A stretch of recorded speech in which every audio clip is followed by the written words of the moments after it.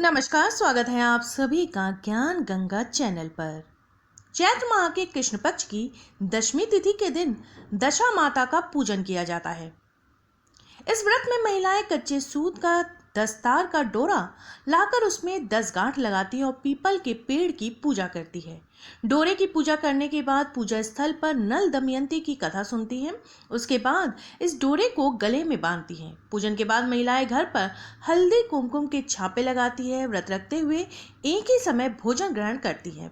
भोजन में नमक का प्रयोग नहीं किया जाता। इस दिन घर की साफ सफाई करके अट्टारा कचरा सब बाहर फेंकने से घर की दशा सुधरती है। दशा माता का व्रत साल 2021 में 6 अप्रैल 2021 को है। आज के इस वीडियो में हम जानेंगे कि दशमी की तिथि क्या रहेगी, व्रत की विधि क्या है, पूजन का शुभ मुहूर्त क्या है, नल दमयंती की कथा क्या है और आज के दिन क्या करे क्या ना करे। तो चलिए शुरू कर लेते हैं वीडियो को। लेकिन वीडियो शुरू करने से पहले अगर आप मेरे चैनल पर नए हैं और अभी तक आपने इसे सब्सक्राइब नहीं किया है तो आगामी व्रत एवं त्योहारों की तिथियों की जानकारी प्राप्त करने के लिए आज ही मेरे चैनल को सब्सक्राइब कर लीजिए। साथ में बेल आइकन को प्रेस कर दीजिए ताकि आपको मेरे वीडियोस की नोटिफिकेशन मिलती रहे। वीडियो अच्छा लगे तो उसे लाइक और शेयर करना बिल्कुल मत भूलिए। तो चलिए शुरू कर लेते हैं आज का वीडियो। दशा माता व्रत की विधि के अनुसार व्रती को चैत्र कृष्ण दशमी तिथि के दिन सूर्योदय से पहले उठकर स्नान आदि से निवृत्त होकर स्वच्छ वस्त्र धारण करने चाहिए और व्रत का संकल्प लेना चाहिए। इस व्रत में दशा माता की मूर्ति या चित्र की पूजा की जाती है। मूर्ति चित्र नहीं हो तो नागरवेल के पान के पत्ते पर चंदन से दशा माता की चित्र बनाकर पूजा की जा सकती है। ये पूजा पीपल के पेड़ के पास या घर पर भी कर सकते हैं। दशा माता के पास कुमकुम, काजल और मेहंदी की 10-10 बिंदी लगाए भोग के रूप में नैवेद्य, लापसी, चावल आदि चढ़ाया जाता है और सूत का धागा बांधकर सुख, सौभाग्य व मंगल की कामना करते हुए पीपल के पेड़ की परिक्रमा की जाती है। पीपल को चुनरी उड़ाई जाती है। 10-10 गेहूं की ढेर पास में सजाई जाती है। लड्डू, हलवे, लापसी या मीठे रोट आदि का भोग 10 ढेरियों के पास रखा जाता है। 10 ढेरों का डोरा पूजा में रखा जाता है। दशा माता और 10 गांठ वाले डोरे का पूजन अक्षत, पुष्प आदि से करते हैं। धूप दीप दिखाते हैं। पिछले साल का डोरा भी पास रखा जाता है। इसके पश्चात दशा माता की आरती गाई जाती है। उसके बाद नल दमयंती वाली दशा माता की कथा कहते हैं और सुनते हैं। कहानी पीपल के पेड़ की पूजा के बाद भी कहीं या सुनी जा सकती है। कुछ लोग 10 कहानियां भी सुनते हैं। उसके बाद गेहूं, भोग और पुराना डोरा लेकर पीपल के पेड़ के पास जाते हैं। गेहूं और पिछले साल का डोरा पीपल की जड़ के पास मिट्टी में दबा दिया जाता है या पीपल में बांध दिया जाता है। पीपल के वृक्ष की पूजा की जाती है। पीपल के पेड़ की थोड़ी सी छाल खुरच कर गेहूं के दानों के साथ घर लाते हैं। इसे साफ कपड़े में लपेट कर तिजोरी या अलमारी में रखते हैं। पीपल की छाल को धन का प्रतीक माना जाता है। पीपल की छाल इस प्रकार घर में रखने से सुख समृद्धि की वृद्धि होती है। व्रत के संकल्प की पूर्ति के रूप में 10 पूरियां, 10 सिक्के और 10 चम्मच हलवा ब्राह्मणी या घर की बुजुर्ग महिला के पैर छूकर उन्हें दिया जाता है। आइए जानते हैं कि दशा माता के व्रत के दिन क्या करें क्या ना करें। दशा माता का व्रत जीवन में जब तक शरीर साथ दे तब तक किया जाता है और इसका उद्यापन नहीं होता। दशा माता की पूजा पीपल के पेड़ के छांव में करना शुभ माना जाता है।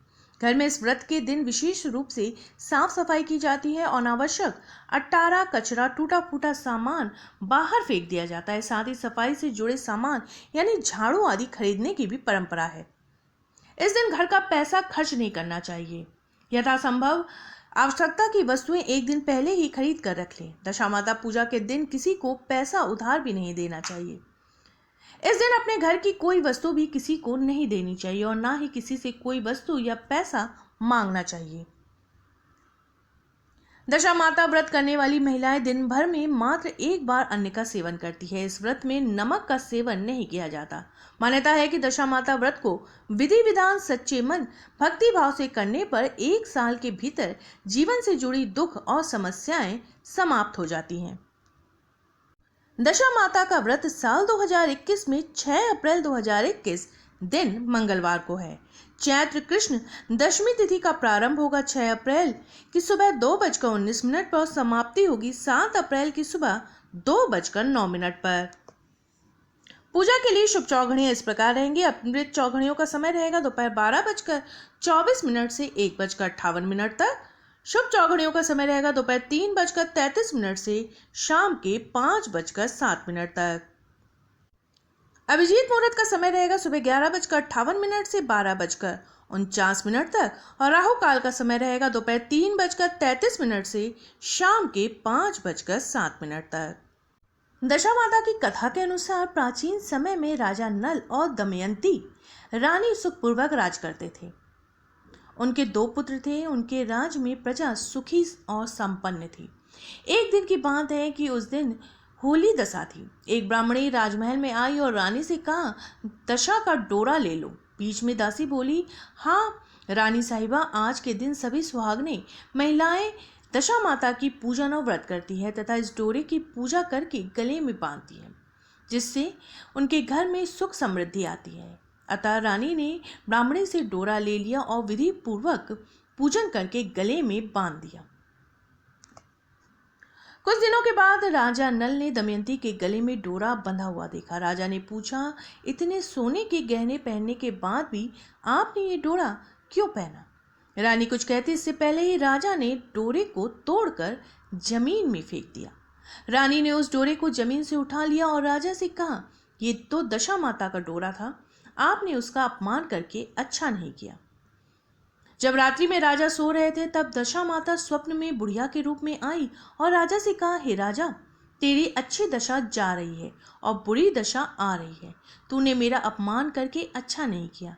ऐसा कहकर बुढ़िया यानी दशा माता अंतर्धान हो गई। जैसे जैसे दिन बीतते गए वैसे वैसे कुछ ही दिनों में राजा के ठाट बाट, हाथी घोड़े, लाव लश्कर, धनधान, सुख समृद्धि सब कुछ नष्ट होने लगे। अब तो भूखे मरने का समय तक आ गया। एक दिन राजा ने दमयंती से कहा, तुम अपने दोनों बच्चों को लेकर अपने मायके चली जाओ। रानी ने कहा, मैं आपको छोड़कर नहीं जाऊंगी। जिस प्रकार आप रहेंगे उसी प्रकार मैं भी आपके साथ रहूंगी। तब राजा ने कहा कि अपने देश को छोड़कर दूसरे देश में चले, वहां जो कुछ भी काम मिल जाएगा वही काम कर लेंगे। इस प्रकार नल दमयंती अपने देश को छोड़कर चले गए।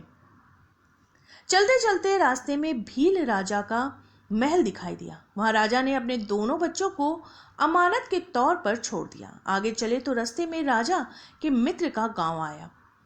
राजा ने रानी से कहा, चलो हमारे मित्र के घर चले। मित्र के घर पहुंचने पर उनका खूब आदर सत्कार हुआ और पकवान बनाकर भोजन करवाया।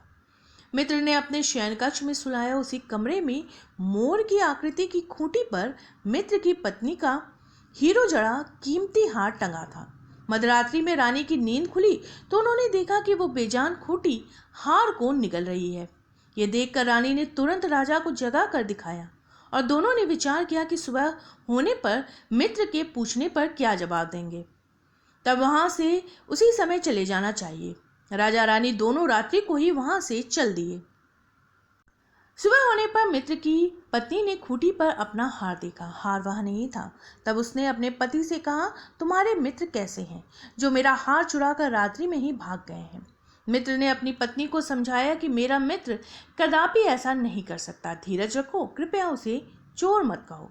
आगे चलने पर राजा नल की बहन का गांव आया। राजा ने बहन के घर खबर पहुंचाई कि तुम्हारे भाई भौजाई आए हुए हैं। खबर देने वाले से बहन ने पूछा, उनके हाल चाल कैसे हैं? वो बोला, दोनों अकेले हैं, पैदल ही आए हैं तथा वे दुखी हाल में हैं।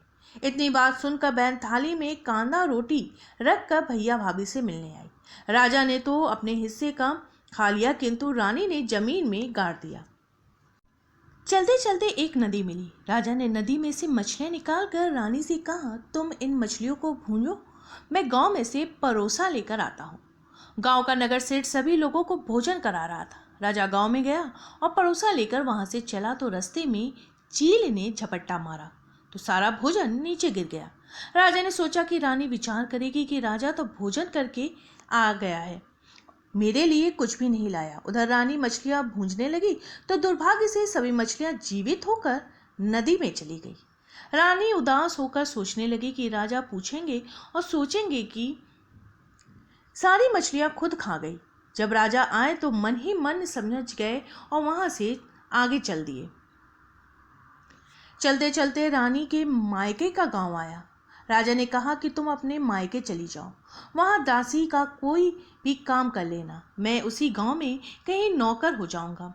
इस प्रकार रानी महल में दासी का काम करने लगी और राजा तेली के घाने पर काम करने लगा। दोनों को काम करते हुए बहुत दिन हो गए। जब होली दशा का दिन आया तब सभी रानियों ने सिर धोकर स्नान किया। दासी ने भी स्नान किया। दासी ने रानियों का सिर गूंथा तो राजमाता ने कहा, मैं भी तेरा सिर गूंथ दूंगी। ऐसा कहकर राजमाता जब दासी का सिर गूंधी रही थी तब उन्होंने दासी के सिर में पद्म देखा। ये देखकर राजमाता की आंखें भर आई और उनकी आंखों से आंसू की बूंदें गिरी। आंसू जब दासी के पीठ पर गिरे तो दासी ने पूछा, आप क्यों रो रही है? राजमाता ने कहा कि तेरे जैसी मेरी भी बेटी है जिसके सिर में पद्म है, तेरे सिर में भी पद्म है। ये देखकर मुझे उसकी याद आ गई। जब दासी ने कहा कि मैं ही आपकी बेटी हूँ, दशामाता के क्रोध ने मेरे बुरे दिन चल रहे हैं इसलिए यहाँ चली आई। माता ने कहा, बेटी तूने ये बात हमसे क्यों छुपाई? दासी ने कहा, माँ मैं सब कुछ बता देती तो मेरे बुरे दिन नहीं करते। आज मैं दशामाता का व्रत करूंगी तथा उनसे गलती की क्षमा याचना करूंगी। अब तो राजमाता ने बेटी से पूछा, तो हमारे जमाई कहाँ गए हैं? बेटी बोली, वे इसी गांव में किसी तेली के घर काम कर रहे हैं। तब गांव में उनकी खोज कराई गई और उन्हें महल में लेकर आए। जमाई राजा को स्नान कराया, नए वस्त्र पहनाए और पकवान बनाकर उन्हें भोजन कराया गया। अब दशामाता के आशीर्वाद से राजा नल और दमयंती के अच्छे दिन लौट आए। कुछ दिन वहीं बिताने के बाद अपने राज जाने को कहा। दमयंती के पिता ने खूब सारा धन, लाव लश्कर, हाथी घोड़े आदि देकर बेटी जमाई को विदा किया। रास्ते में वही जगह आई जहां रानी ने मछलियों को भूना था और राजा के हाथ से चील के झपटा मारने से भोजन जमीन पर गिर गया था। तब राजा ने कहा, तुमने सोचा होगा कि मैंने अकेले भोजन कर लिया होगा, परंतु चील ने झपटा मारकर गिरा दिया था। तब रानी ने कहा कि आपने सोचा होगा कि मैंने मछलियां भून कर अकेले खा ली होगी, परंतु वे तो जीवित होकर नदी में चली गई थी। चलते चलते अब राजा की बहन का गांव आया। राजा ने बहन के यहाँ खबर भेजी। खबर देने वाले से पूछा गया कि उनके हाल चाल कैसे हैं। उन्होंने बताया कि वे बहुत अच्छी दशा में हैं। उनके साथ हाथी घोड़े लाव लश्कर है। ये सुनकर राजा की बहन मोतियों की थाल सजा कर आई। तभी दमयंती ने धरती माता से प्रार्थना की और कहा कि माँ, आज मेरी अमानत मुझे वापस दे दो। ये कहकर उस जगह को खोदा जहाँ कांदा रोटी गाड़ दिया था। खोदने के पर रोटी तो सोने की और कांदा चांदी का हो गया। ये दोनों चीजें बहन की थाली में डाल दी और आगे चलने की तैयारी करने लगे। वहां से चलकर राजा अपने मित्र के घर पहुंचे। मित्र ने उनका पहले के समान ही खूब आदर सत्कार और सम्मान किया। रात्रि विश्राम के लिए उन्हें उसी शयन कक्ष में सुलाया। मोड़ने वाली खूंटी के हार निकल जाने वाली बात से नींद नहीं आई। आधी रात के समय वही मोड़ने वाली खूंटी हार उगलने लगी तो राजा ने अपने मित्र को जगाया तथा रानी ने मित्र की पत्नी को जगाकर दिखाया। आपका हार तो इसने निगल लिया था। आपने सोचा होगा कि हार हमने चुरा लिया। दूसरे दिन प्रातःकाल नित्य कर्म से निपटकर वहां से वे चल दिए। वे भील राजा के वहां पहुंचे और अपने पुत्रों को मांगा तो भील राजा ने देने से मना कर दिया। गांव के लोगों ने उन बच्चों को वापस दिलाया। नल दमयंती अपने बच्चों को लेकर अपनी राजधानी के निकट पहुंचे तो नगरवासियों ने लाव लश्कर के साथ उन्हें आते हुए देखा। सभी ने बहुत प्रसन्न होकर उनका स्वागत किया तथा गाजे बाजे के साथ उन्हें महल पहुंचाया। राजा का पहले जैसा ठाट बाट हो गया। राजा नल दमयंती पर दशामाता के पहले कोप किया, ऐसी किसी पर मत करना। बाद में जैसी कृपा करी वैसी सब पर कृपा करना। मेरे वीडियो में अंत बने रहने के लिए आपका बहुत बहुत धन्यवाद। फिर मिलेंगे किसी नए वीडियो के साथ।